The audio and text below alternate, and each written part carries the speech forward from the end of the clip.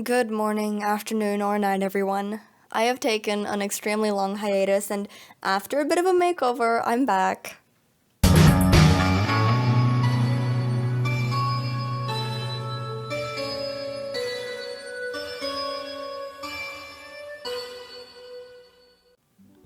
So, the last video I posted was one hell of a vlog about my time at a competition.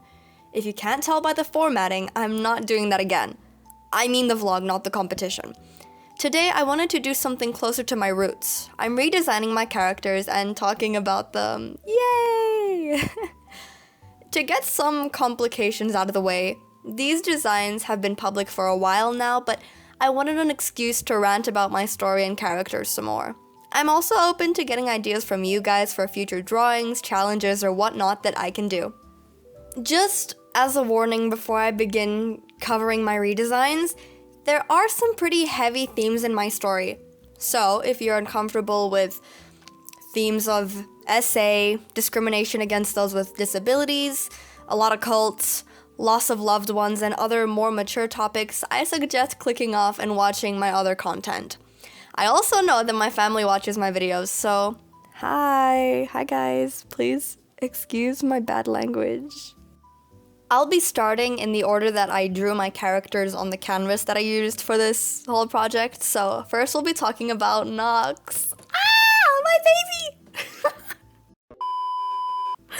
Anyways, his oldest drawings date back to late 2021 and some Gasha clips, which I do have screenshots of, so here they are. Initially, he was meant to be this, super sexualized himbo. A notable characteristic of all my characters in their early days is that they were always kind of following the uwu bean and yaoi stereotypes.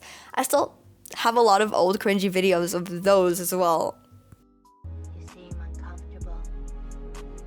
Though I make you nervous,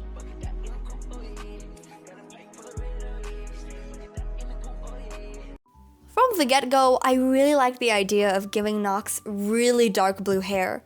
Most of my early art of him was traditional though, and I couldn't translate that midnight blue to paper with the materials I had. One thing he also had from early on was ear piercings, which, well, you'll see how I experiment with the idea of him and piercings. Character-wise, Nox was always meant to be a bit quote-unquote wilder than my other characters. The other main two were raised in high society, and I wanted Nox to be different from that, with stronger morals but also less awareness when it comes to social etiquette. Even now, as I edit my book, I'm itching to have a reason to write him into a ballroom scene with the other main characters, just to explore his personality and upbringing through that. I suppose it'll just need to be in a different book though, cause this one already has enough emotional baggage as it is. Over time, Nox evolved from a bad boy to an actual criminal within the story, and I worked out the kinks in his backstory, making his place in lore have more of a foundation to begin with. Ultimately, I kept his freakiness as a character point because it sets him apart from the other characters.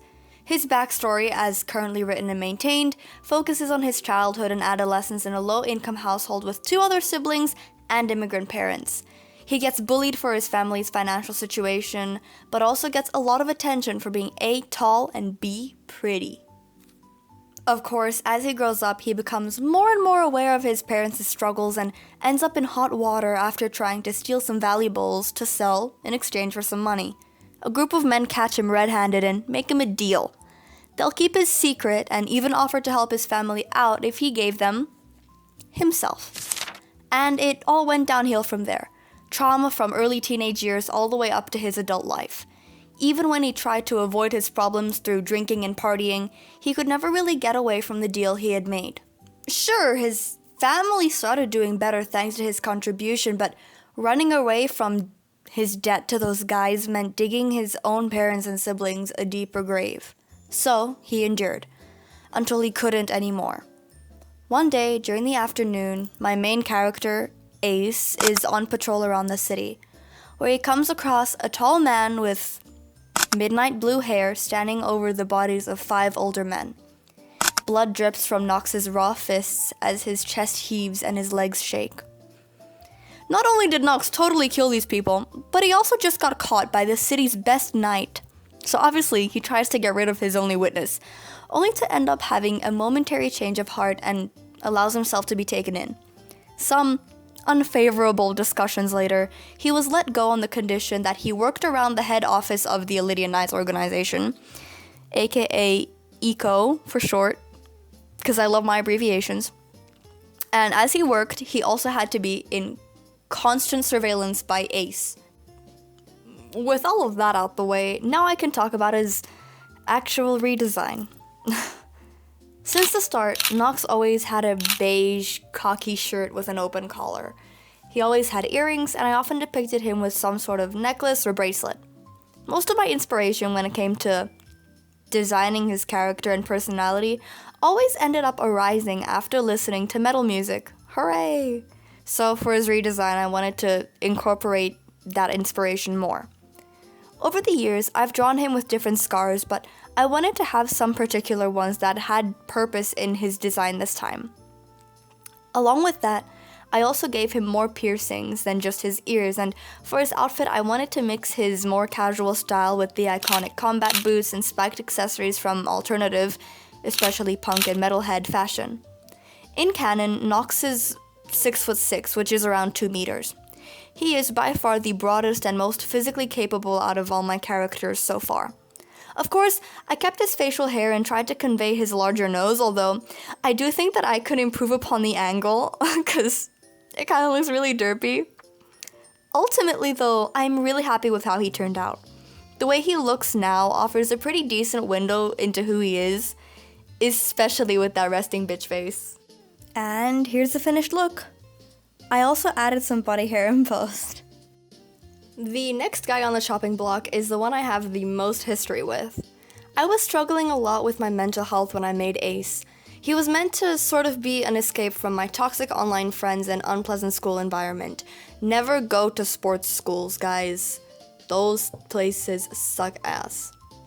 Anyways, I poured all my blood, sweat, and tears into growing alongside him.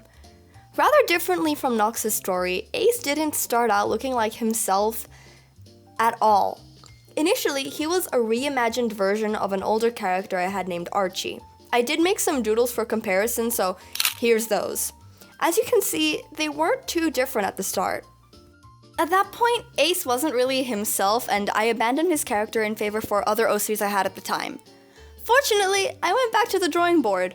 In his early days, Ace was a twink, of course, with elf ears, tan skin, and bright red hair, which has always been his defining characteristic. When I was starting out, I wanted Ace to be this super strong adventurer who had godly powers and could turn into a phoenix, for some reason. I scrapped those ideas really quickly in his development though. Over time, I refined his character into what he is today, and most notably, I got rid of the alcoholism and gave that to Nox instead. As he is today, he is a Nepo baby who basically lost everything when his parents died in a horrific accident involving an inexplicable explosion that shouldn't have been logically possible. Lore stuff. Anyways, his parents were extremely wealthy and well known around the country, so when they died and Ace essentially disappeared, it was a pretty big deal. Ace has these scars across parts of his body that he received from the explosion. Initially, his character design didn't actually have these scars, which is honestly surreal to think about because I feel like Ace wouldn't be himself without them. I kept his idealized sort of beauty, giving Ace jewelry and flowy clothes. He's a diva, for lack of a better word. Anyways, back to the story. Ace runs away and lives in the woods after his parents' death. He lives there for quite some time actually, before gaining the courage to go back to the city, back to his old home and face his trauma. He enlists himself into the Eco Knight's apprenticeship and quickly climbs the ranks. He isn't the most physically butch, but he combines the very real strength he does have with a natural talent for sword fighting, to the extent that his combat looks more like a dance than anything else. Eventually, Ace is known as the best knight in the country, and gets pretty cocky about it too. Ace is usually really self-confident, just not when he's tired, stressed, or sick. Now, a quick flashback to get some relationships out of the way. As I mentioned earlier, Ace and Nox grew up in very different worlds. From early childhood, the other wealthy families in Elydia and nearby countries would host regular brunches every other month or so. There, Ace would meet a little boy named Nigel. He was quiet, kept to himself, and Ace found the perfect opportunity to make a friend out of the little hermit. After running away into the woods at 17, Ace didn't really see much of Nigel. That is, until Ace returned to the city and found Nigel working at a cleaning job in Eco. He was surprised, since he knew Nigel to be a bright and creative person. They met up again, and Nigel adjusted to the fact that Ace's hair was red and no longer brown. Ace is a natural brunette, by the way, and all of the trauma that came with that. And they grew closer than ever before, and everything was honestly amazing. Good on them. Besties forever. Yay. During Ace's childhood, he also kinda sorta knew, not really, a kid called CL, who was also a loner, but in a more, this child is a little weird, not gonna lie, kinda way. Turns out, CL also worked at Eco for a while, but in true Nepo baby fashion, he was in a leadership position for a short while before he up and left out of nowhere. Wonder what that's about. Anyways, Ace meets Knox on the street on a very sunny afternoon whilst patrolling the city for possible threats and crimes. He finds Knox being a big threat and committing a big crime and goes to stop him, but Knox fights back, and during the squabble, Ace has a bit of a gay awakening.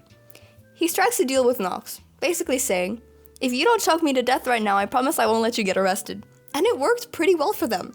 Flash forward 3 years, and Ace is working as the country's leader with Knox and Nigel as his co-rulers. He's been in a committed relationship with Knox for a little over 2 years, and all is well until lore happens to him. Unfortunate, but I won't be discussing all of that in this video. Instead, let's get on to his redesign. Ace is definitely the one I changed least. In fact, to prove it, I'll put up a picture of his old redesign just to compare. I already knew what outfit I wanted him in, although it did take me some time to figure out his shoes.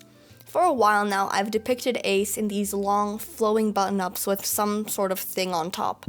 Back in its more twinky days, it used to be a corset, but recently I've really liked the look of a fancy waistcoat on him.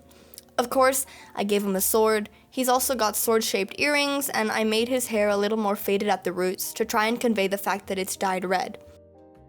I like how solemn Ace looks. He really is a tragic character, and I think it's lovely that I managed to convey that through his sad little eyes. Now for the biggest redesign yet. Knox kept his blue pants and beige-ish shirt. Ace stayed relatively the same, and Nigel looks completely different, and I love it.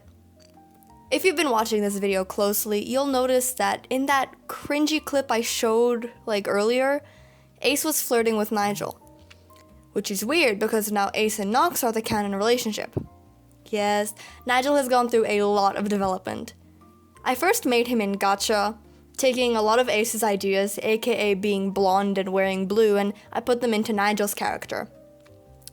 Nigel has always been the shortest of the bunch, standing at around 5'3", which is around 158 to 160 centimeters. So he's as tall as I am.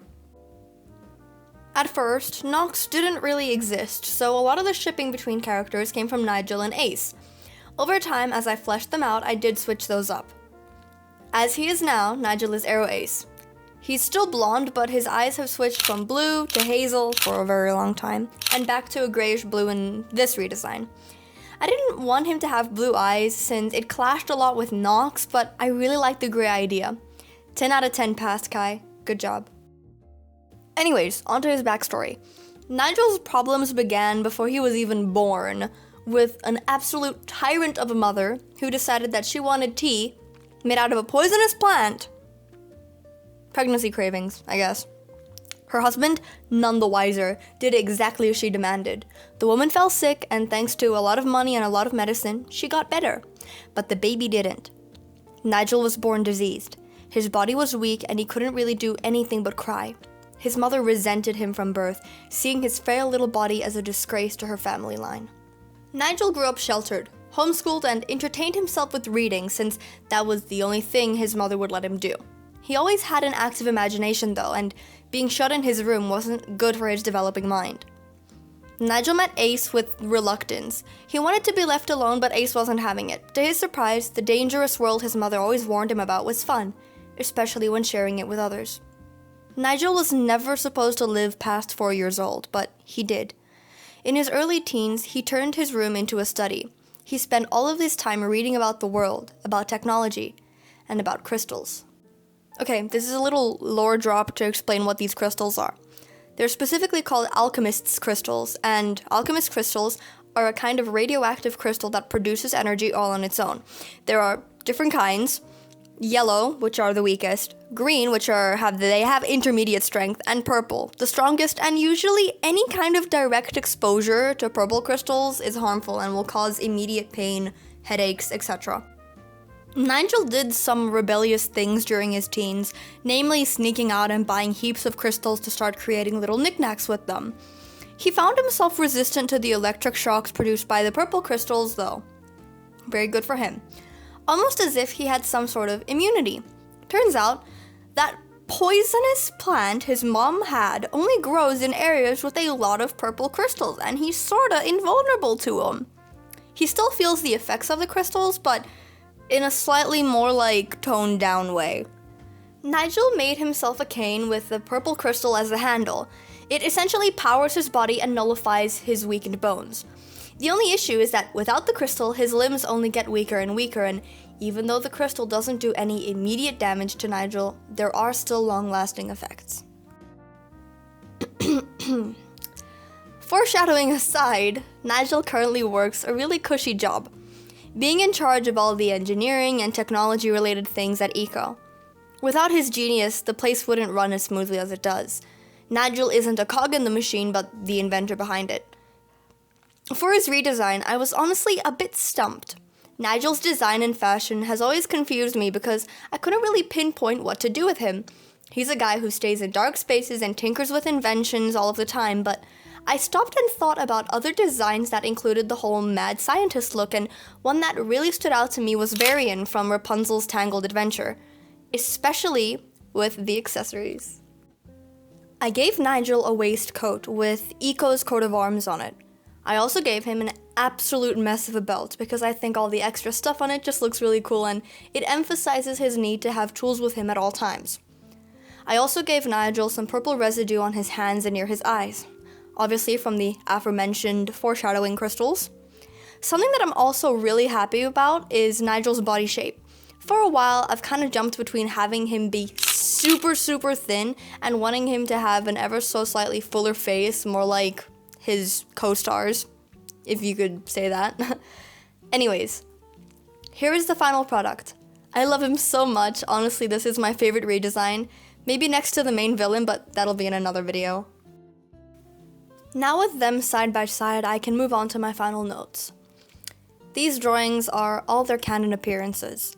At the moment, I'm struggling a bit with maintaining continuity in their appearances because I've been busy with school, so every time I do try to draw them, they just look kinda off. Obviously, this is a non-issue and it'll get fixed eventually when I have more free time to be creative, but it still bothers me. I have more content with my characters on my TikTok, at @actuallyitskai, if you ever want to check them out. I also post a lot of stories on Instagram about my art and my books, so feel free to go over there as well, at @actuallyitskai, but with a Z instead of an S. Again, if you have any suggestions or requests for stuff I could draw, let me know in the comments. I'm really excited to go on and speak about my characters more, especially on my YouTube, because they are such a big part of my life, and I'm super excited to work on the antagonists as well, because they're really cool too, even though I hate them because they suck. That's why they're evil. But anyways, that'll happen when I have the time. I'm really excited to explore more of my personal projects on this YouTube channel, and I'll see you around here next time. Bye bye!